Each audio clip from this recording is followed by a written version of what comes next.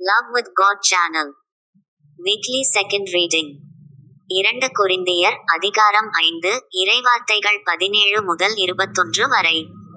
எனவே ஒருவர் கிறிஸ்துவோடு இணைந்திருக்கும்போது அவர் புதிதாக படைக்கப்பட்டவராய் இருக்கிறார். பழையன கழிந்து புதியன புகுந்தன அன்றோ. இவை யாவும் கடவுளின் செயலே. அவரே கிறிஸ்துவின் வாயிலாக நம்மை தம்மோடு ஒப்புரவாக்கினார், ஒப்புரவாக்கும் திருப்பணியையும் நமக்கு தந்துள்ளார்.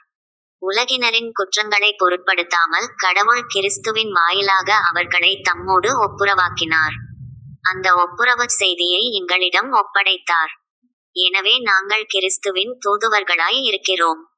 கடவுளே எங்கள் வாயிலாக வேண்டுகோள் விடுக்கிறார். ஆகவே கடவுளோடு ஒப்புரவாகுங்கள் என்று கிறிஸ்துவின் சார்பில் நாங்கள் மன்றாடுகிறோம். நாம் கிறிஸ்து வழியாக தமக்கு ஏற்புடையவராகுமாறு கடவுள் பாவம் அறியாத அவரை பாவநிலை ஏற்கச் செய்தார். இது ஆண்டவரின் அருள்வாக்கு. இறைவா உமக்கு நன்றி.